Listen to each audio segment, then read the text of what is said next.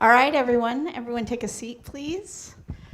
My name is Lisa Snell, and I'm the Education Director at the Reason Foundation, and I've actually worked at Reason since 1994, so for a while. And we are a think tank that works on free market ideas and public policy. We publish a magazine called Reason Magazine, and then we also have a production division called Reason TV, which was actually started with Drew Carey, and now John Stossel has joined our Reason TV crew and is doing videos for us. And our motto is free minds and free markets. And I run the education program, and we actually have a center the last few years that is focused on student-centered funding and moving funding in the United States away from the county level, the district level, the school level. We have all these different definitions of local control. But we would argue at the Reason Foundation that if you really want local control, then it is the student, it is the family where you should center your funding efforts. And I'll give you just a couple analogies there. So when we talk about higher education in the United States, or when we talk about early education in the United States, can you imagine if the scholarships that the state of Texas gives to low-income students, or the Pell Grants that the federal government gives to students in Texas, if you were residentially assigned to Baylor University, how would that be? Or if you were residentially assigned to the University of Texas at Austin,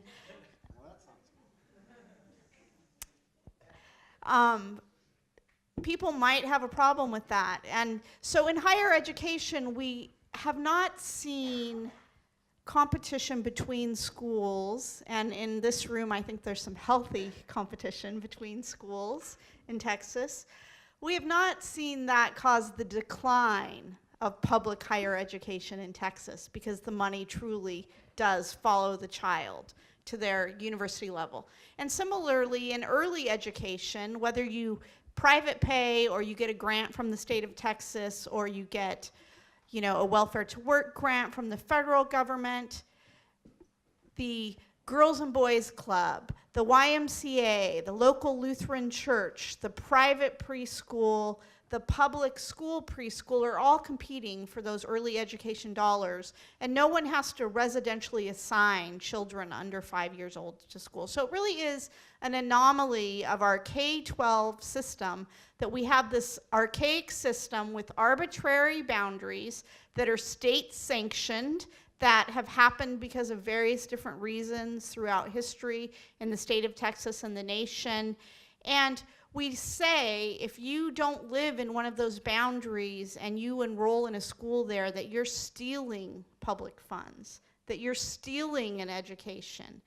And our frame, even the way we talk about it when the state backfills, is Robin Hood, right? That's what you say in the state of Texas. Like everything about it is anti-choice, anti-family, anti-student in the United States, how we talk about education. And it's also completely state-sanctioned and arbitrary. Like, you don't actually own those resources in that local community at the district level. The state at some point drew a line on a map and said you get to keep those resources. And from then on, that's how we defined education.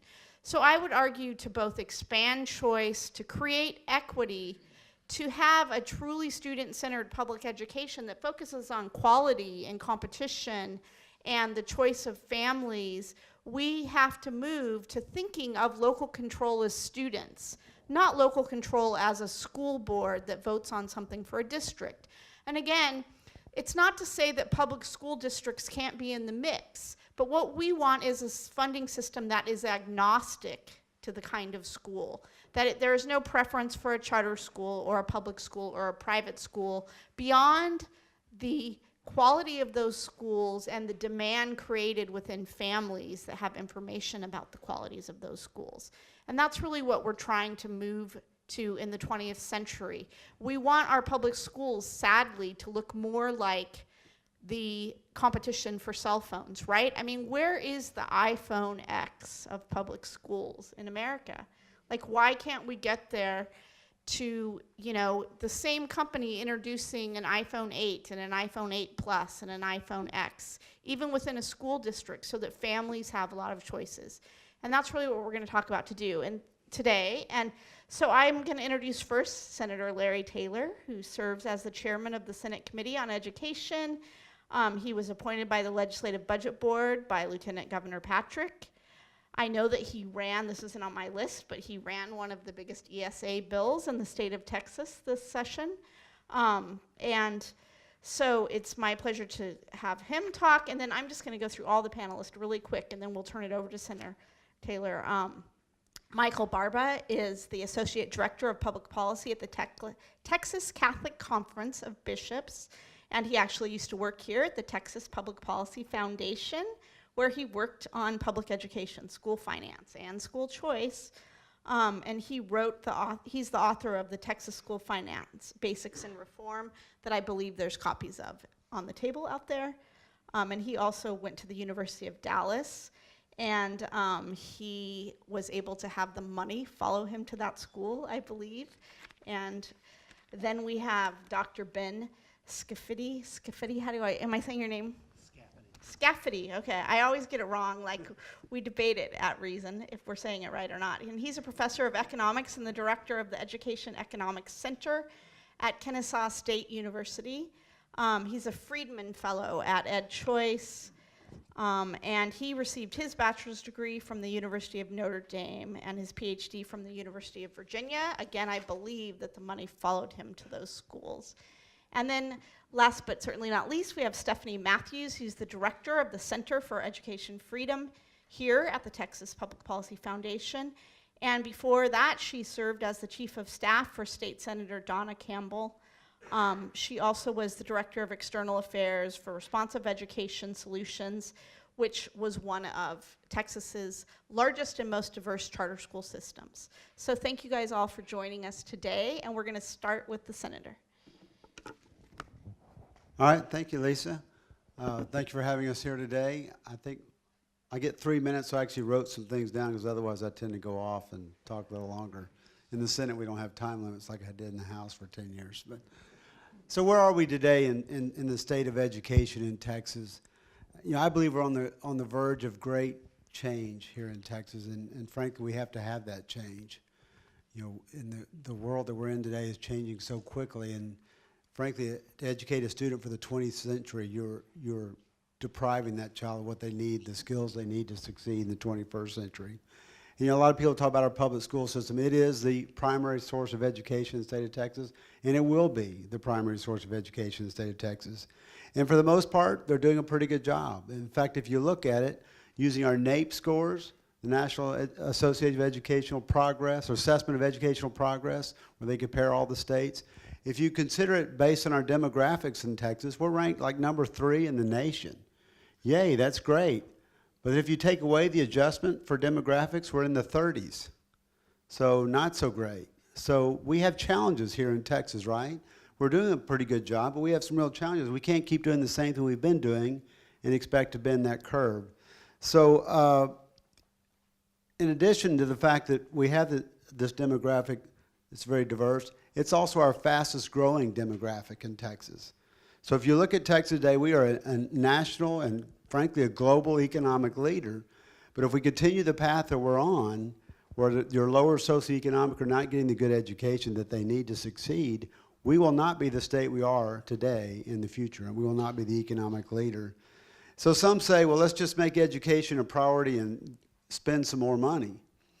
Well, here are the facts. In the state of Texas, education as a portion of our budget is number 1. In fact, it's over 50% of general revenue is spent on education. So I don't know how you make it more of a priority than that. Number 1 is pretty high up on the list. And the rest of the story is what's going on in the rest of the budget. It's not like we just have extra money we can throw at it. The best way I've had to describe our budget is if you look at a pie chart, 12 to 6 is what we spend to educate our students between education and higher ed. 6 to 8 used to be health and human services, then it grew to 6 to 9, and now it's growing to close to 6 to 10. That's just health and human services. So education, health and human services, now we're almost approaching 10 o'clock on your pie chart. We run the rest of the state on that other 10 to 12. That's law enforcement, that's prisons, that's the criminal justice system, that's all that.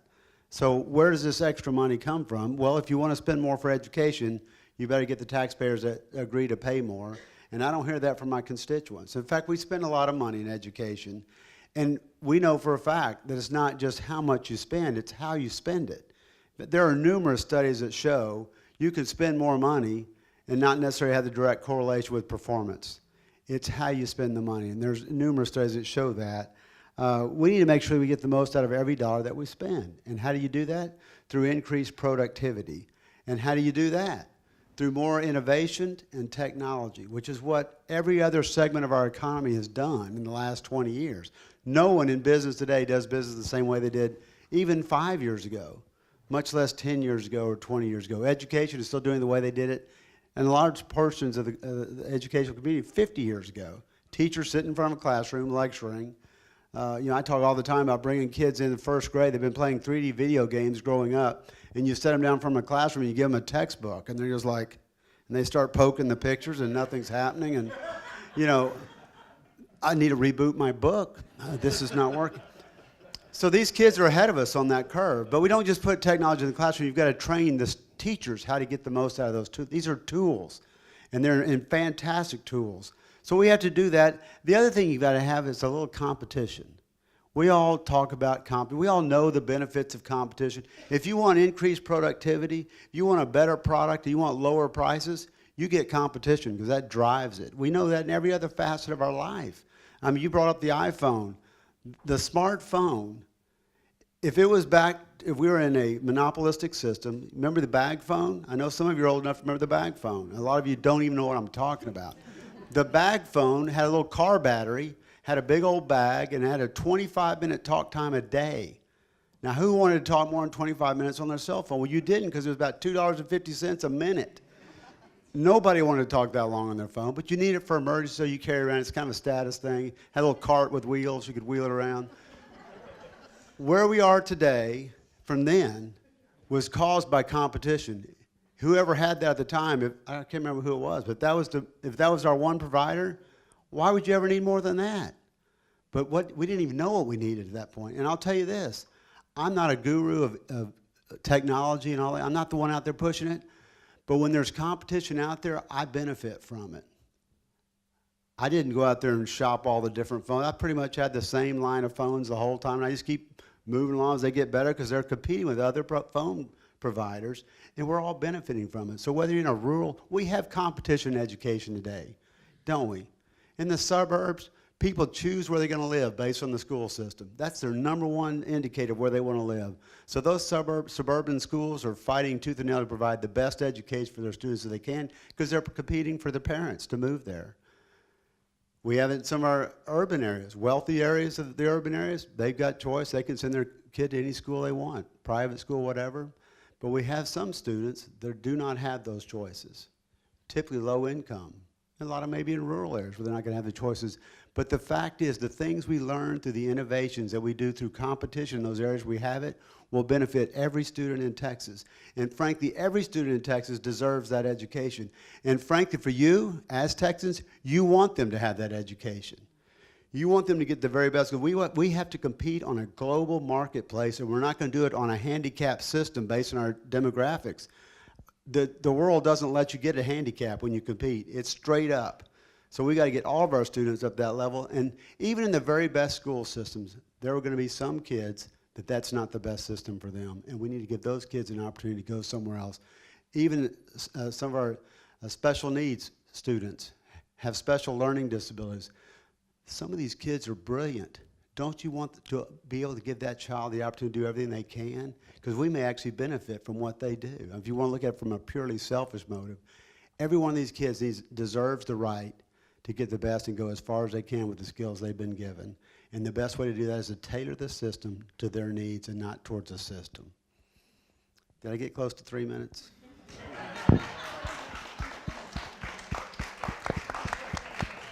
I can't read it, I'm sorry.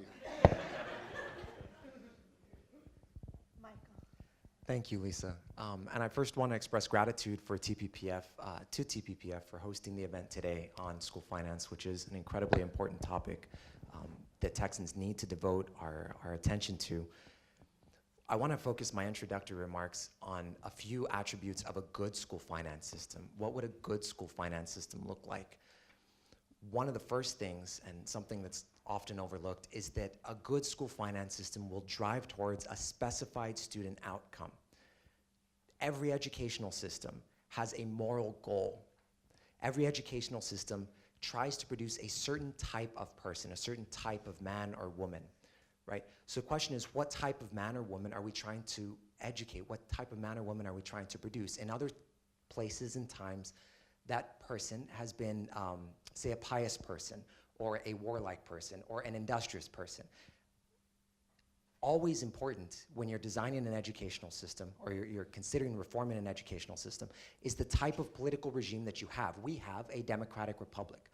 That needs to factor into how we reform a school finance system. What type of person do you want to produce in a democratic republic? You want somebody who is rational, who is industrious, somebody who is honest, somebody who reveres the law and God, somebody who is dedicated to their family.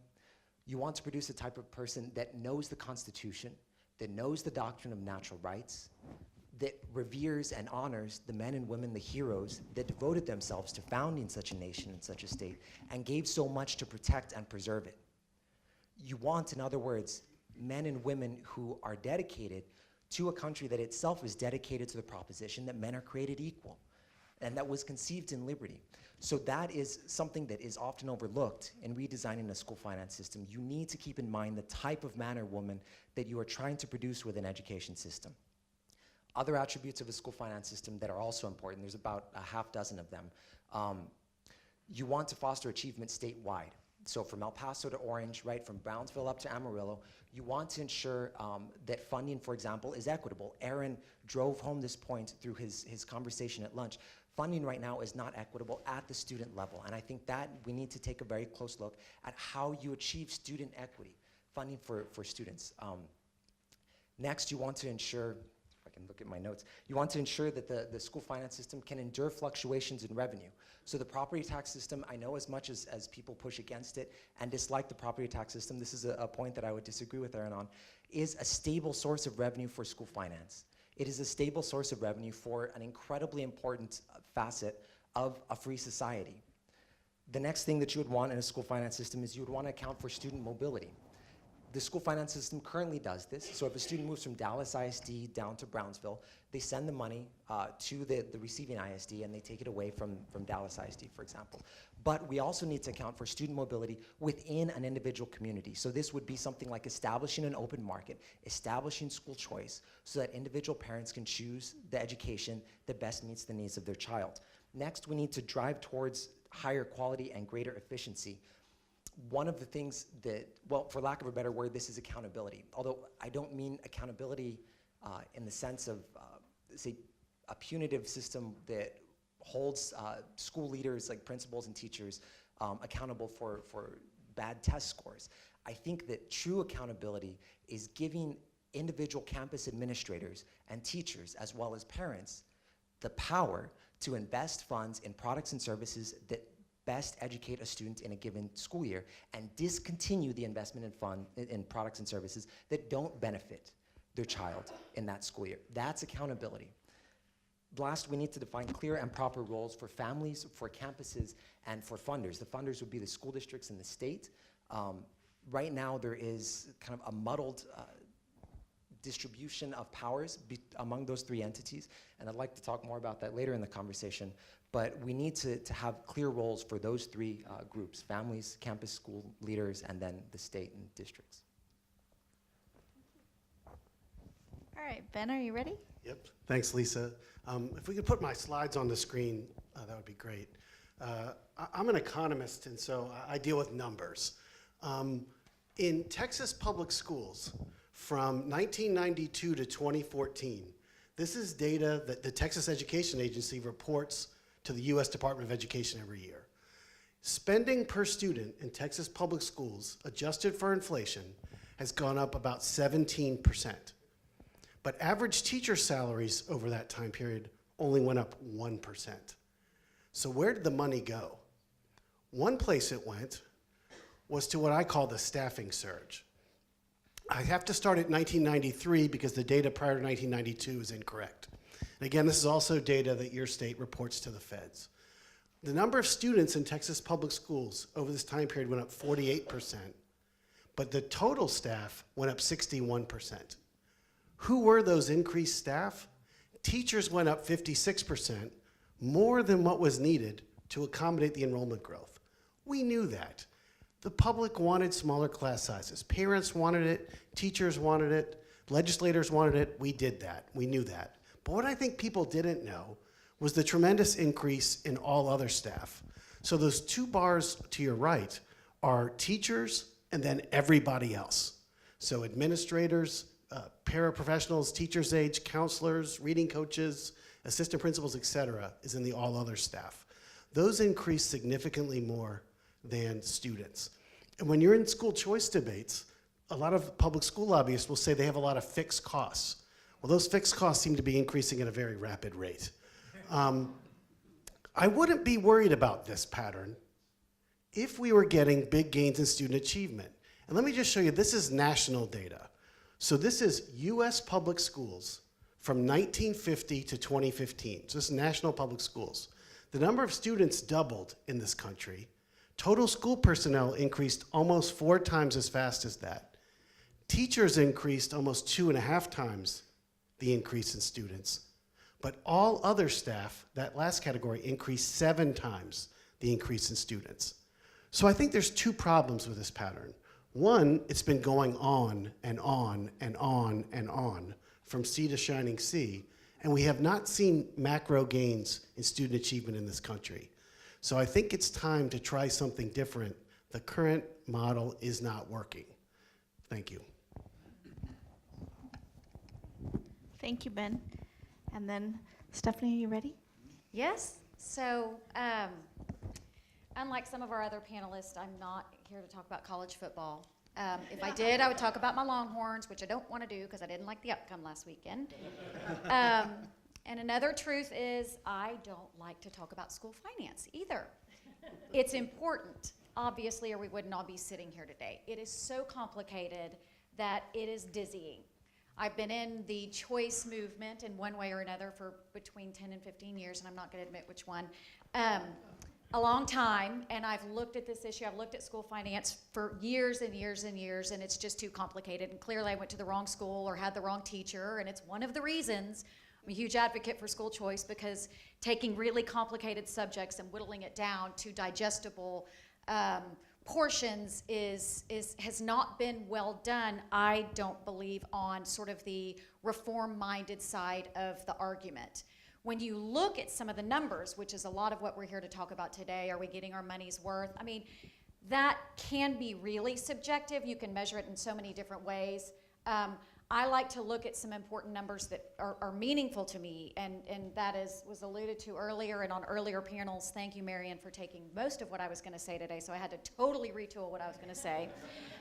Texas does educate 1 in 10 children in this country.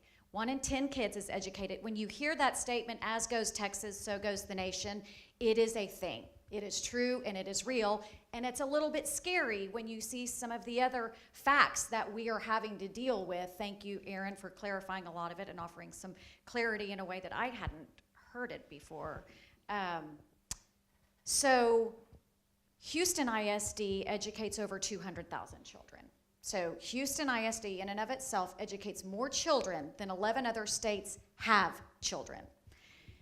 On the flip side of that, you have Marathon ISD that has 56 kids, right? There's no way that any of us, as smart as we all are, can sit here and say, this system works for these kids, and that's what we have right now. We've got a bureaucratic system that focuses on bureaucracy, and it doesn't focus on the kids. We have been using the term student-centered X, school, teacher, now funding, for decades in the choice movement. There's never been a better opportunity to make that a reality than there is right now. The political will, thank God Chairman Taylor's here because he's going to give us all the answers. He and Aaron figured it out right after lunch.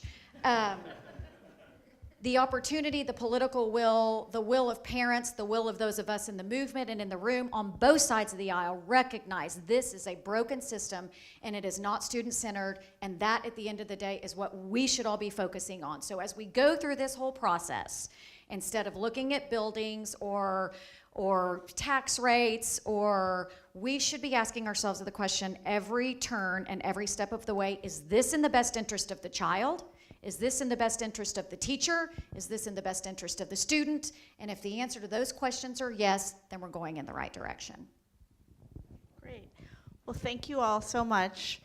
And I just want to say that in Erin's presentation and at Reason, we look a lot to the work of Margaret Rosa at Economics.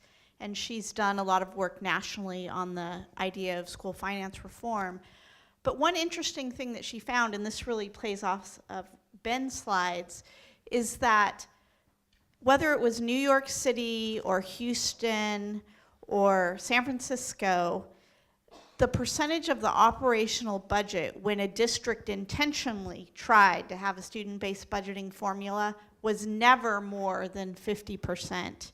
And across the nation, it was between 25% and 35% actually going to the school level.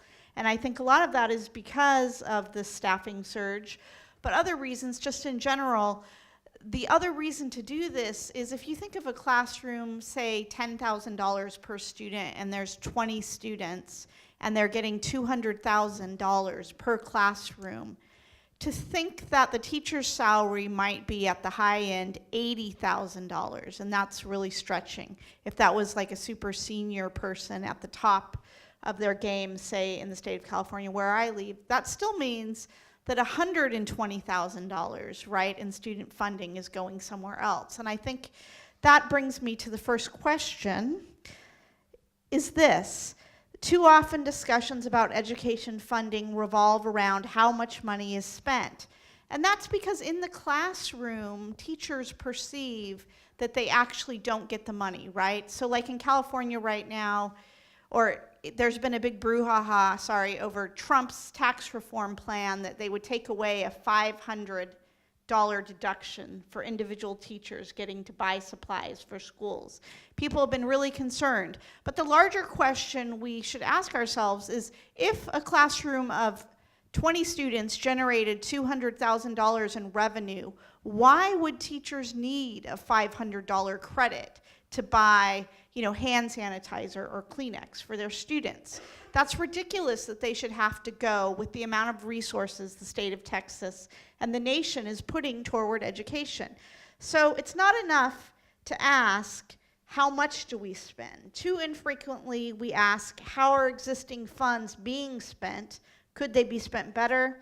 How much flexibility do the people closest to the students have to use those funds in the ways that best meets the needs of their students? Will the money follow the children if parents want a different school for their kids? This is kind of the frame of this whole conference and this whole panel. So keeping that frame in mind, I just wanted to hear from each person on the panel's perspective, how do we look at whether or not the question of how we spend the funds instead of just how much? And we can start with whoever wants to start. I'm not assigning questions to anybody. Okay, Ben. I think the biggest thing, and I think the speakers at lunch, I think undersold the point. The lack of transparency is startling. This is my third staffing surge report that I've done for EdChoice. You can get it from edchoice.org. Just Google staffing surge. I got a phone call once at my previous college, and it's on the phone it said call transfer from the president's office. So I thought, oh, some student's parents mad at me, right? So I took the call, and it said call transfer, hold, and I held. And the caller said, this is Mick Zase, the state school superintendent of South Carolina.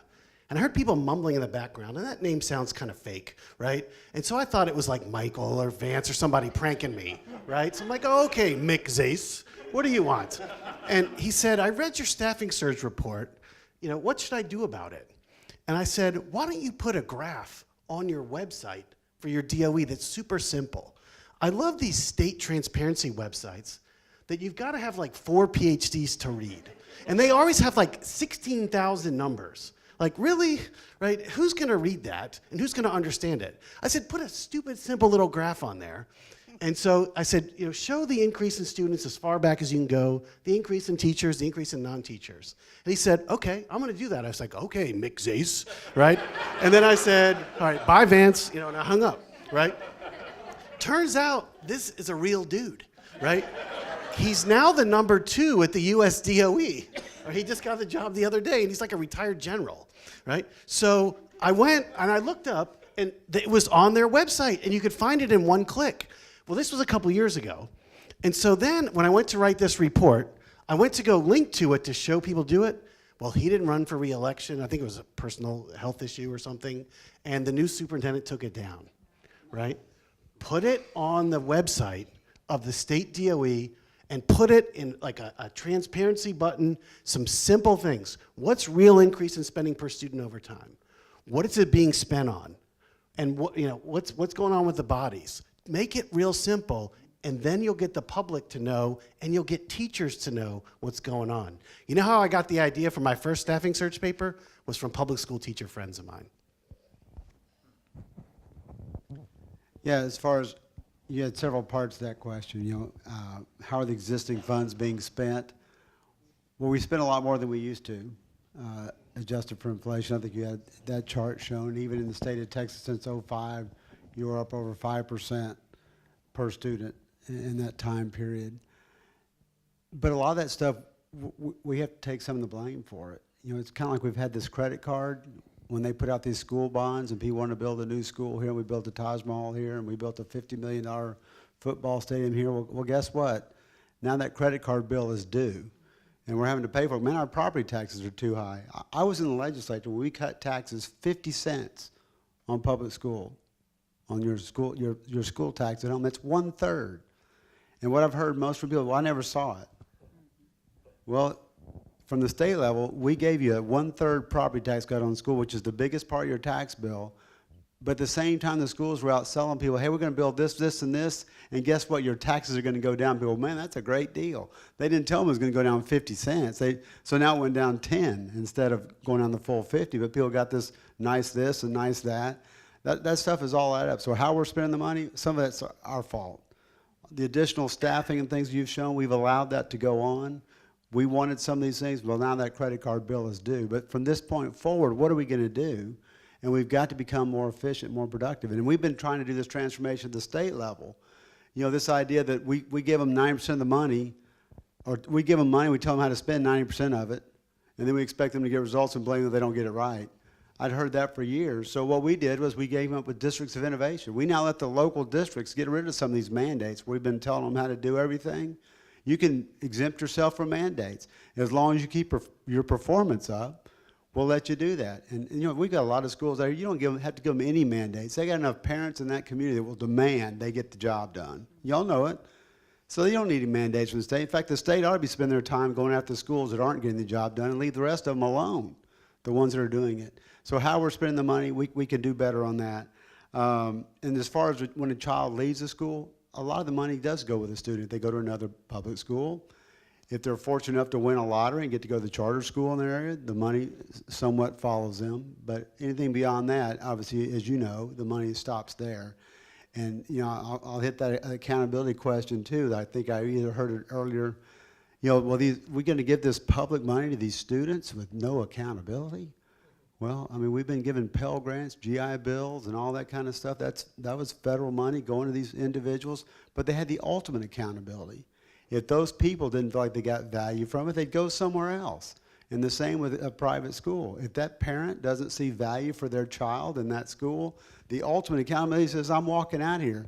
The reason we have all those mandates on public schools is because they can't walk out. So if somebody had to step in and be the person that stood on their behalf and said, no, you are going to do this for this student. Particularly, we talked about special needs this session.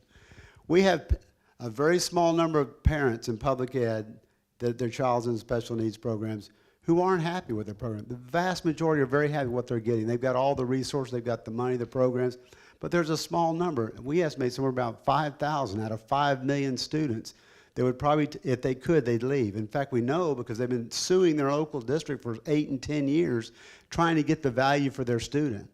Those parents would be more than happy to walk away. And frankly, the public school would say, fine, let's part ways and be friends. But they fought so hard to make sure they got to keep those kids. So I think we should allow some opportunities for these kids to get where they have value, and the ultimate accountability will lie in the parents' hands, and they're not going to waste money because it's their child.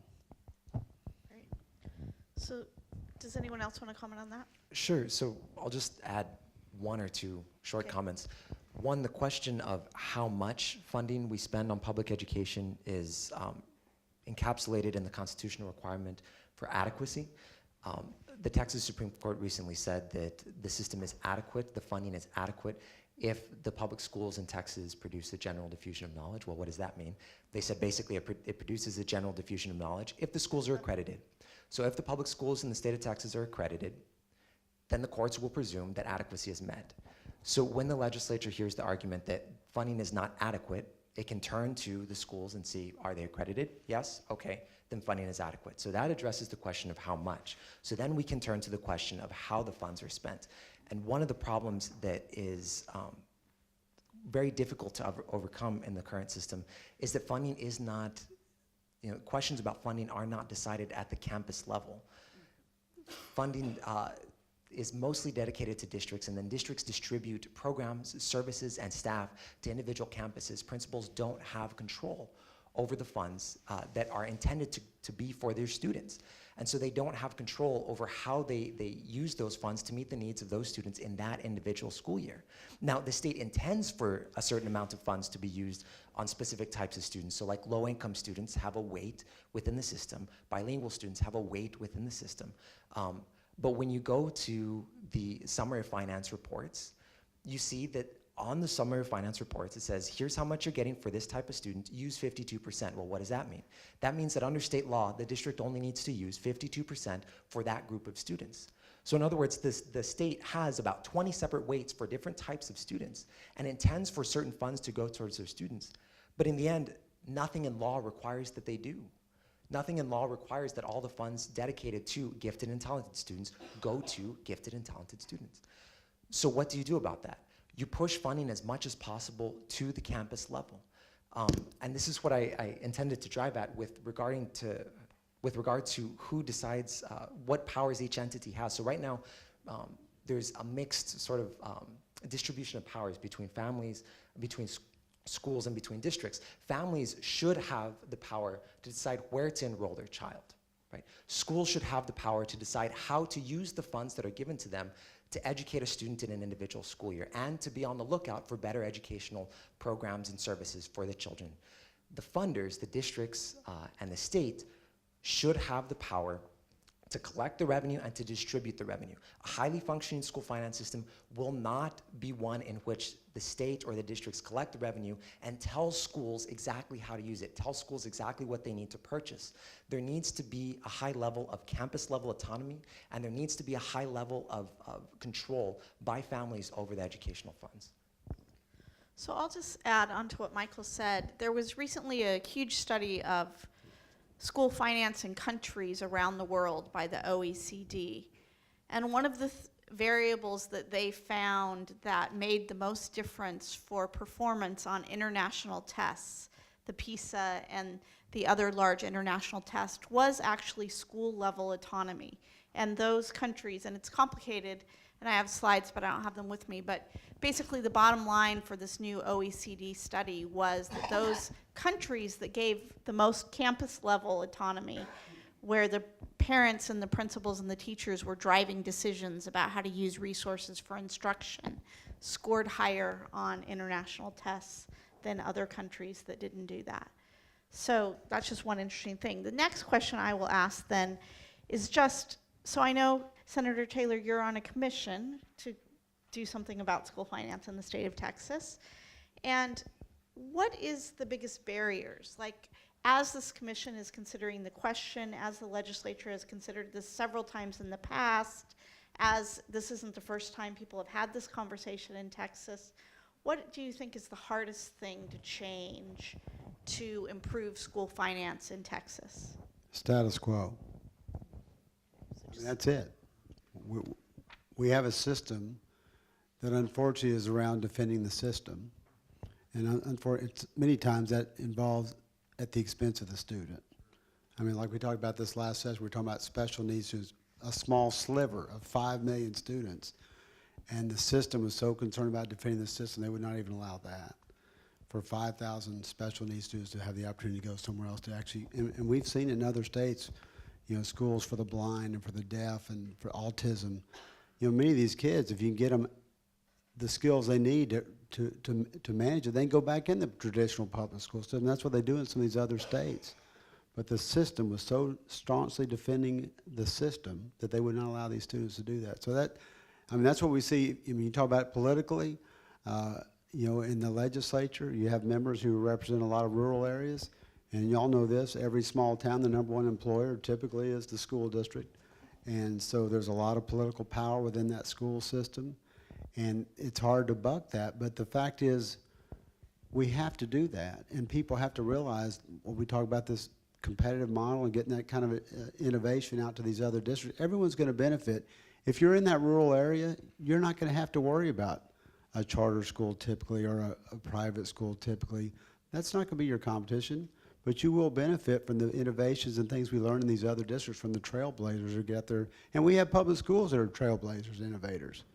I mean, the ones I'm proudest of, the ones that have actually brought charters in to their school district, and they're having some of the same campuses, and they can learn from each other and how, because the charters are doing a great job with the students that they're having their programs, and it's unbelievable what they're doing with some of the kids that they're dealing with that they're failing in the district they came from.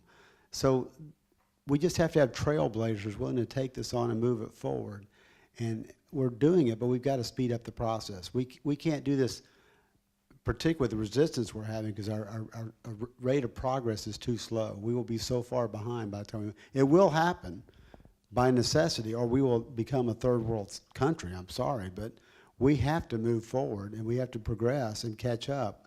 You know, we are improving education, even in our country, but other parts of the world are doing like this. Their education is improving at a much faster rate. So we can pretend like that's not happening, but it will catch up with you eventually if we don't get on the ball and get after it.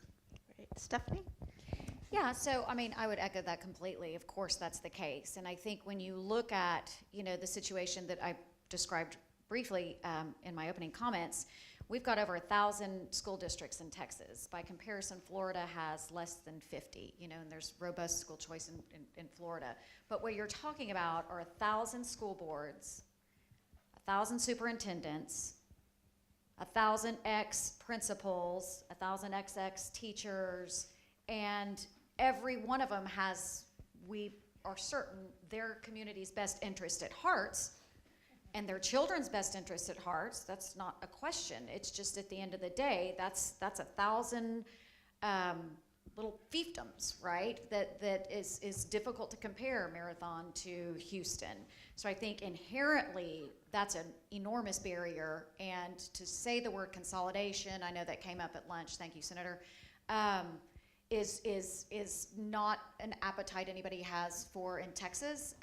However, I do think when you're talking about true student-centered funding and true money follows the child, and there is inherent competition where children, it eliminates the need for them to exist in the first place, because parents are empowered to go where is best for their children, and it doesn't mean someone telling them how many minutes of success equals your bottom in the seat. You had 46 minutes, check, you are successful. So to the extent that we have the opportunity, Senator, to really drive home that idea of student-centered funding, it takes care of so many of those inherent barriers, I think, that we see for true reform in Texas. So I want to transition, and I'm not sure how much time we have left for the questions, but the new federal legislation, the Every Student Succeeds Act, it actually has a transparency piece for the first time, and I know that Texas has been an early adopter of having data about per pupil spending at the school level and even sometimes the classroom level, but I doubt that most of you in the room could actually find that information in a transparent way that would be useful for you. So the question I want to ask is, in Texas and other places, most school leaders and parents have almost no understanding of how much money their school receives or why. They can't identify similar schools that are getting better results for the same money. There's almost no performance data available. There's no norm data to say, you know, like if you think of, I know we keep going back to the cell phone analogy, but, you know, the different cell phone companies, whether it's Verizon or Sprint or AT&T, they'll tell you, like, right, how much coverage you will get in every state and where you can get 4TE and how much they charge for universal, you know, unlimited data now is where they've moved to, even though it's a lie and it's not really unlimited. But I guess the question is, from each panelist's perspective, how could we make this money problem more transparent?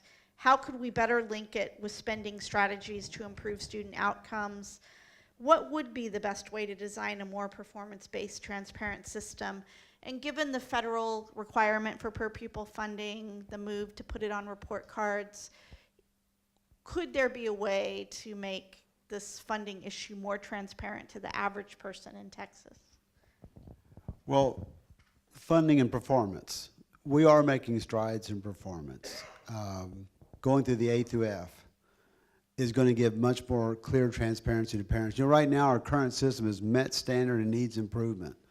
And guess what? If you're in the bottom 6%, you're in needs improvement. But if you're in the 7% and above, you're doing well. You've met standard. I don't know what standard they're talking about, but it's not a good standard if you're in the 7th percentile and you've met anybody's standard. So A through F is a huge step in that direction. We're going to have clarity in that. As far as even the testing, if you've seen Commissioner Morath's new scorecard thing he's sending out to the parents of every child, it's actually to show the child what questions they missed. Their parent can, everybody talks about how bad the test is. The parent can read the test question that their child missed and decide for themselves how bad the test was. They may be surprised. Why didn't my kid know that? That type of thing, and show them actually resources they can use to help their child get better and improve, and shows them compared to their peers.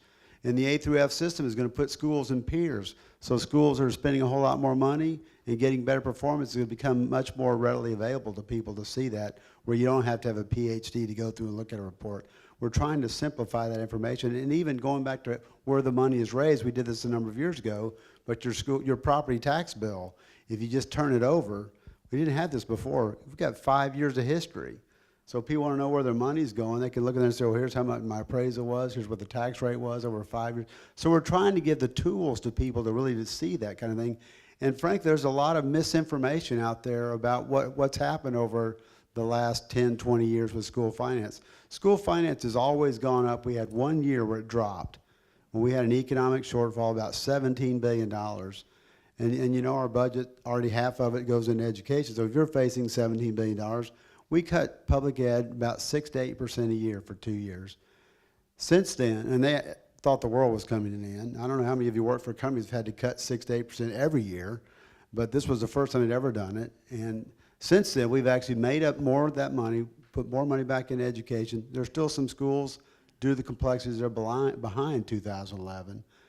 But that's part of the reason why we need to redo the whole school finance system, which the commission you've talked about, I'm on a commission right now that has about 1/3 of the members appointed.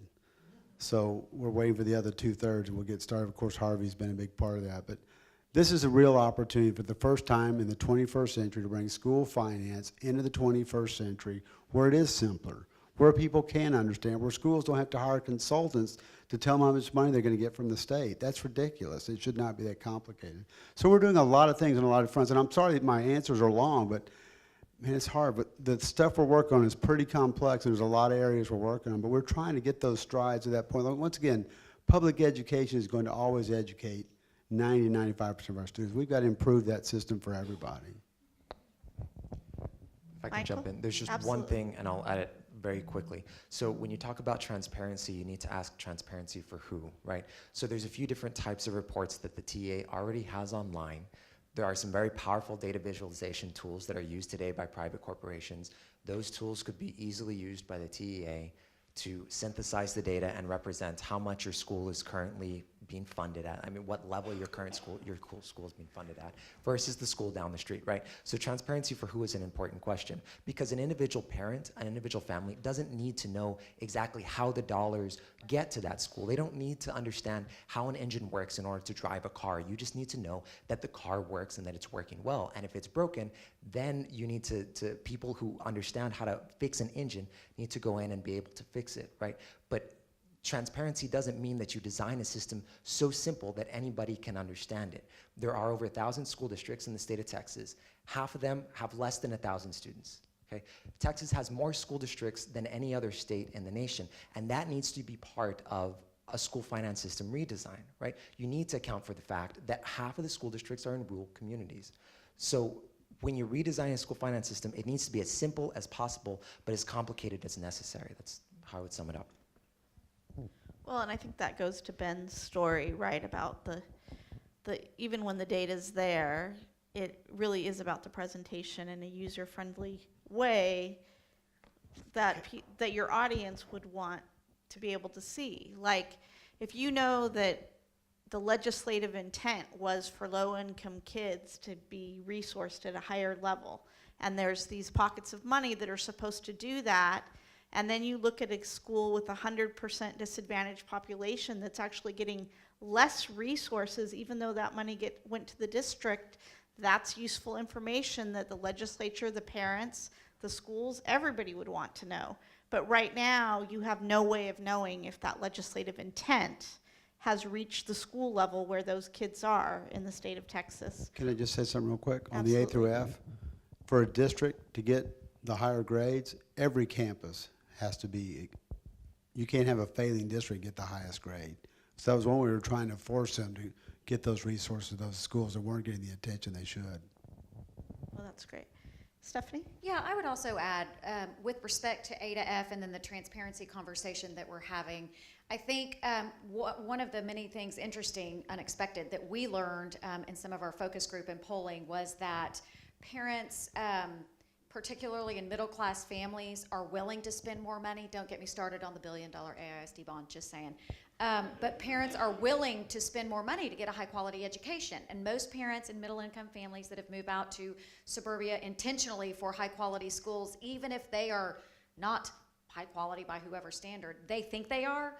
And so they don't mind spending the extra money. Where A to F comes in, I think, will, as Jeb Bush said, it was the most meaningful school reform that he enacted in the state of Florida, and there were multiple types that were enacted under his leadership. So I think you will get parents' attention when A to F starts being implemented, and then they will also start asking those questions about transparency. And you've got so many charter organizations whose teachers are actually being paid less, but because of the less of the bureaucratic administrative rules that they have to follow and the autonomy that they have, their satisfaction is so much higher, even if they are making less money. So I think they're all interrelated, but I do think sort of that A to F combination with transparency is important to tie those together.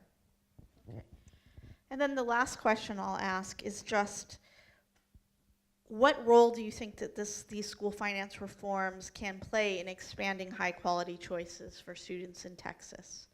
So something like education savings accounts or tax credits or more charter schools, like how can school finance reform drive choice and ultimately quality?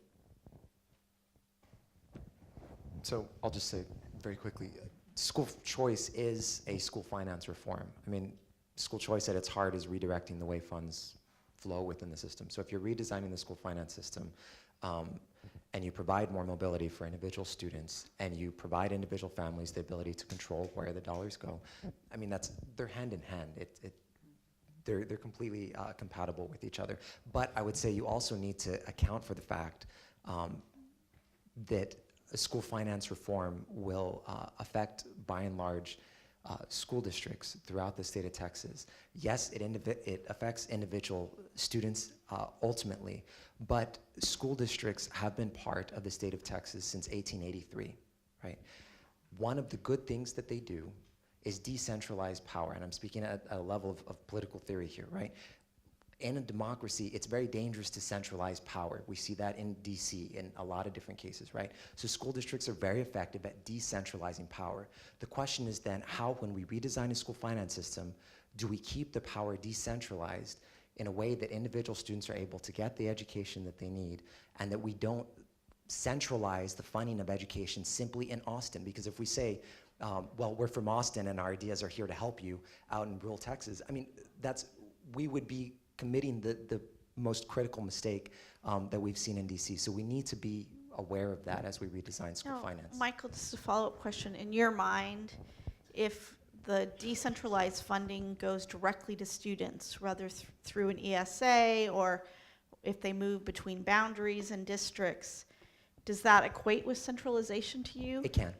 It can. So if you have the individual family standing before the state, in the same way that if you have an individual household standing before the federal government, there is a great amount of power that the state would hold, or that DC would hold, right? So how do you decentralize power in a society like ours? Well, go back and read the founders, right?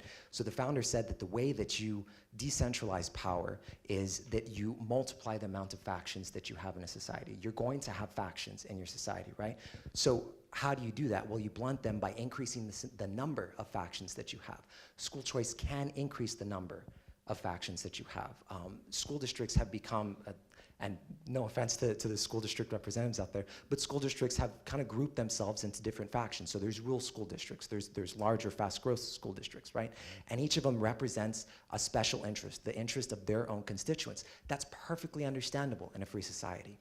It's good, right? But at the same time, if they representing their interests do so at the expense of the common good, that's not good, right?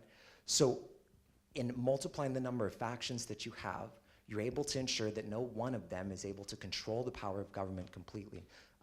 So I hope that's clear enough, but anyways, I'll stop there. Are we good? Okay, so now we're going to take questions from the audience, and be sure to please come up to the microphone. While they're coming, if I could. School choice could be a part of the discussion for school finance in the current climate. I don't think that's going to happen without some changes, so, but it could be. In the meantime, we're going to do school finance. And that, you know, if they coincide, they coincide. If they don't, it'll have to be another day, but it very well could be. Thank you.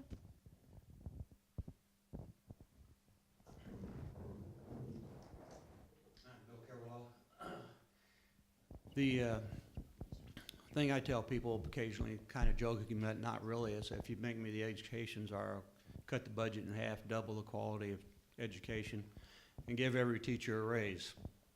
Okay, well, I can say that because I've done it in industry. 3 years that I was a worldwide training manager for Texas Instruments, the computer service business, I increased training by 30% and cut the budget by 25%.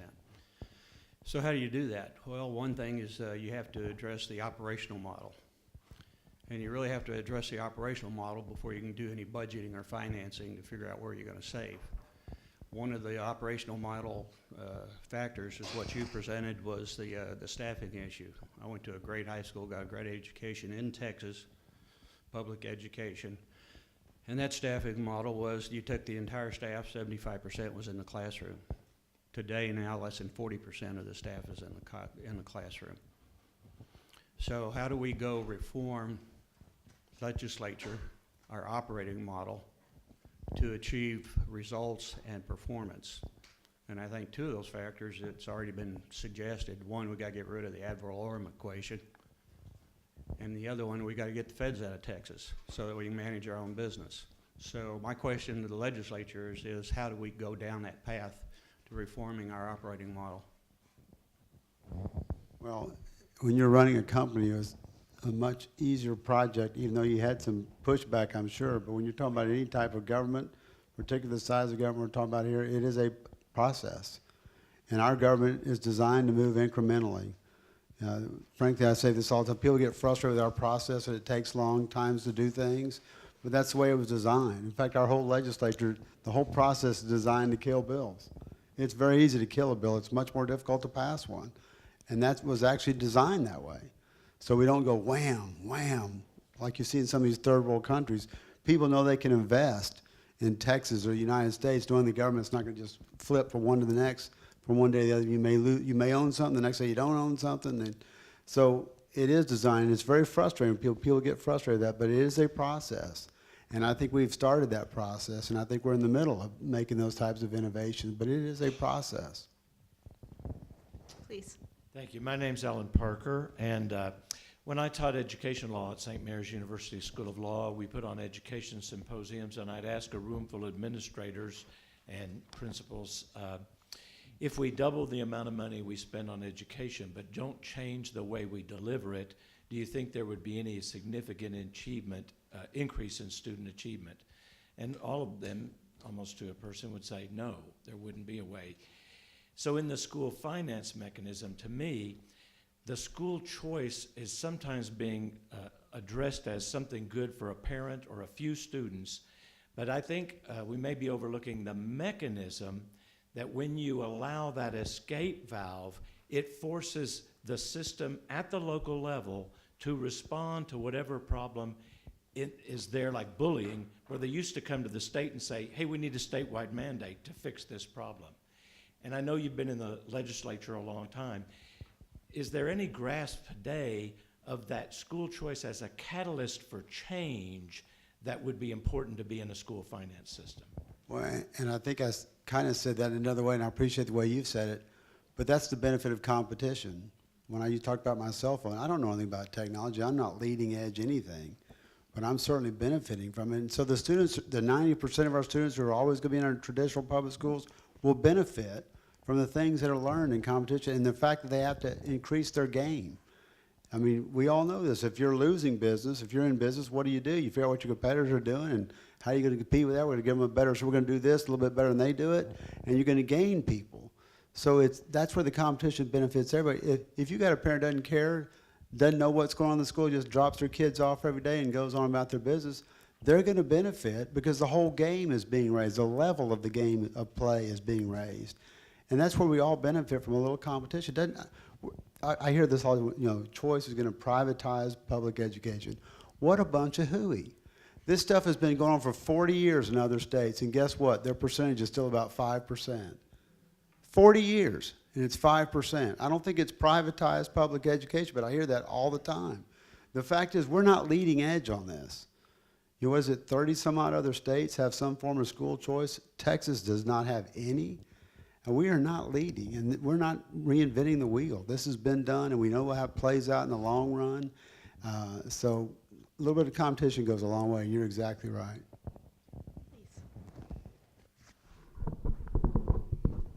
Hello, my name is Emily Morris, and I'm from Austin Achieve Public Schools. And as a charter operator, as charter operators, we take very seriously our mission to first and foremost serve our scholars and their families, and secondly, contribute to education reform as innovators in the field.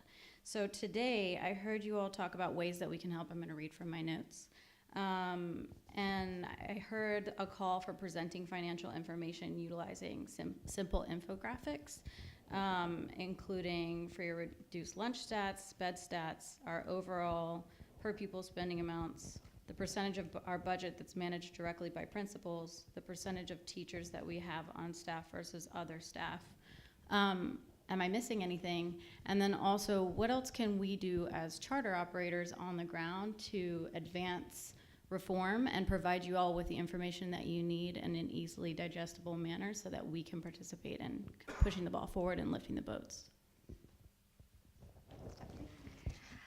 Thank you, huge fan. Thanks for all you do. And I think most importantly, and we have several charter friends in the room, empower your parents. Empower your parents to talk to their elected officials and let them know that you guys are changing their lives and their children's lives. At the end of the day, and Chairman Taylor will tell you this, I'm sure more than anybody, at the end of the day, that's who listens. Your elected officials listen to their constituents, and so you guys do such a great job, and we're excited to see you expand in Austin. And as TPPF, we are looking into how, as an organization, we can help empower charter folks across the state and from outside of the state to come to Texas, remove barriers, and expand and serve populations that you're serving so well. So I would say, just from my perspective, is empower your parents, empower your families to engage and communicate with their elected officials that you guys are serving a purpose and to help you. Thank you. I don't want to talk about anything. I would just say, keep doing what you're doing. Keep moving forward. Keep advancing these kids who are coming out of difficult situations, giving them the opportunities. But then you've got to tell your story, just like Stephanie said. The story has to be told. We hear things like charters are performing below average. Well, where do you think the charters are? They're not in Highland Parks and where I live in Friendswood. So you want to compare the statewide average that includes those schools to where charters are, where they're in typically the hardest, most difficult areas to teach, where the schools are at the bottom and they're not doing well. And they're bringing kids out of schools that are graduating 60% of their kids and put them in where 90% go to college in the charter situation. And my point on this is we have a waiting list. We only have a few kids that can fit in these charters, but just think about it. Every one of those kids that comes to that low-income situation, gets that opportunity to go off to college, you've not only just changed that child's life, but you've changed their family tree from that point forward, because once that child gets out of that system, their children will never be back in that situation. Their grandkids will never be in that situation. So even though you're only getting a few of them, everyone you do is making a huge, dramatic change. You've just got to keep telling that story and be persistent with it. Hi, my name is Christine Garanya, and I'm a former educator, and I have 4 children now in Austin ISD. And I want to thank you. If you're the person party responsible for the district renovation, we're participating in this year. That's my bill. Well, thank you. And we're looking, so far, I've been pleased. My daughter goes to Fulmer Middle School, which is a magnet, and they're going through it. And my other children's school is Pease. I'll be going through it next year. And I wanted to state, I love supporting staff. Supporting staff also, I believe, covers reading tutors. That's what AISD uses for if they can't pay for a full-time dyslexic teacher. And my 3rd child is dyslexic, and she receives services through there. So supporting staff is, I may be bloated, but also is very important. And I guess my question is maybe mostly to you, sir. 2011 put the fear of God in the school district in me. 2011, when we heard that with $4.5 billion to be removed from public education funding, and the legislature refused to use a rainy day fund. And then we came down the pipe and I found out familiar that AISD at that time may or may not have suggested that several schools would have to close due to that. So that kind of funding, our funding scheme, is very fearful. We're very untrustworthy of the state to commit to their end of education funding. So I think part of that's also what plays with the charter schools, is the fear that we will not have the education funding necessary to grow our students. And I'm not sure what the state can do to allay that fear. But yes, competition is good, and I do like what I've seen because of the competition. But competition also requires funding to respond to that. We do need new schools. I love my shabby chic Pease Elementary. We're the oldest continuing running school in the state of Texas, but not all parents are down with that. We do need new school buildings. We do need responsive technology. We do need access to those things, and that is through funding. So I guess what is the state can free up some of these fears through testing, through funding, that we can go ahead and back improvements in public education funding for the state of Texas? A lot of questions in there. Once again, I'll try to keep this short. 2011, we had to cut the budget. I mean, that's what it was. That's where we were. But the fact that we went through that process, even for your local school, it gives them an opportunity. If you're always getting more money, how hard is it to run that? And how easy is it for bloat to get into that system and just kind of be there because you're always going to have more money? In fact, you can have parallel programs. One's working great, one's not doing well. You talk about support staff. I'm all for support staff if they're making a difference. If they're just taking up a desk and doing something that's really not helping the performance of our students and their well-being, I'm not interested in that. So, but that 2011, the really good districts, once again, these superintendents are paid like CEOs. That was one of their first real opportunities to act like one versus just saying, I need more money. Because most CEOs in the private world don't get to say, I just need more sales next year, I need more money. They have to go out and earn it. And so that was a good process, but the fact is we have overcome that. And the thing about the funding and being concerned about the state, here's one of these misnomers that's out there. Total spending from '05 to 2016 has grown 60.66%. The state portion has grown 82%, and the local portion has grown 51%. That's the opposite of what you've heard, isn't it? The state is Well, I live in shrinking. Austin, so I pay a hell of a whole lot I of know, taxes. I know, but I'm just telling you, here's the numbers. Revenue per student, adjusted for inflation, in 2005 was $8,350. So using $2,005, today we're spending $8,733, 5.6% increase. The state, adjusted for inflation, has grown 18.7%. The local person has actually gone down 2% in adjusted inflation dollars. And how many of you have heard that before? All you've heard is the state spending is going down, and the locals are having to get more and more of the share. The locals are spending more and more on facilities and stadiums and things like that. And a lot of these facilities, I'm not discounting that. We've got a lot of people coming here. Over 80,000 students a year are coming to Texas. Once again, larger than a lot of total states. But that's just our growth. So we have a lot of things going on. But the story is not always being accurately portrayed out there. And Austin ISD is facing challenges from charters. Right. But does Austin ISD just give up and say we just can't beat the charge? Or are they up in their game? They're putting in magnet schools, they're doing these types of things, and you're benefiting from I it. do benefit that, but we also under restrictions of STAR testing. So it's kind of heartbreaking to have my third grader who's dyslexia facing this, and instead of concentrating on education and get her moving. And I'm we're also working on the constrained. STAR test. Well, I appreciate I want it to be an online test, much shorter. We take it at the beginning of the year, and we also take it at the end of the year. You get real-time feedback rather than taking the test in April and May and getting the results in the summer. You've wasted a whole year. We're in the process of doing like a lot of these things, but I'm with you. I'm trying to improve your child's education and everybody else's. I agree. but I Thank would you like guys to be on both. We're going to take I'm the sorry. final question just because we have to go to the next panel. Last question. I'll be Thank brief. you very much. I'll be brief. I can throw this at anyone, but it's probably directed to you, Senator. The hurricane, what's it going to do? I mean, it's going to blow a hole as property we taxed until a few weeks ago now doesn't exist anymore. That's going to have an effect in your district, along the Gulf Coast, the entire coast, you know, where we got hit. So what's that going to do to particularly your district and the situation in the Gulf Coast, but then also how's it going to affect the larger picture, because you speak of the 80,000 that are moving here, so that puts even more pressure on some local districts because perhaps you're going to change the formula a bit where there can't be as much coming from the state to certain areas because we have special needs because of a natural catastrophe. I'll leave it to any of you.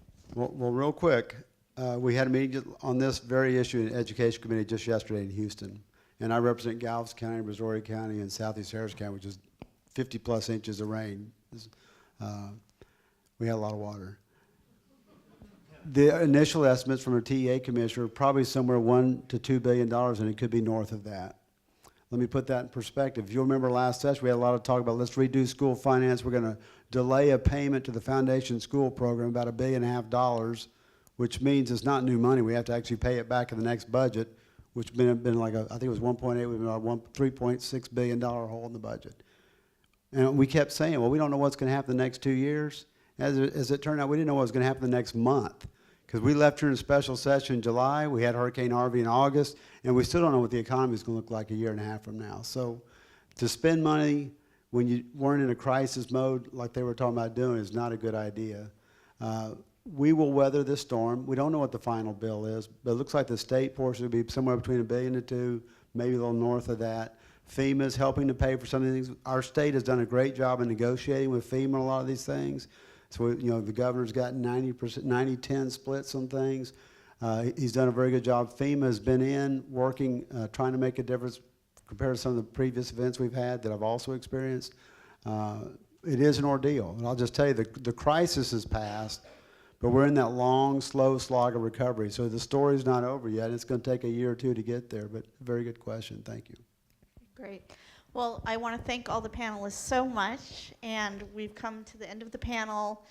I am supposed to tell you that you should now enjoy a cookie and coffee break in the lobby. And the next panel, which education funding source best supports Texans' prosperity, will begin at 2:50 p.m. Thank you all.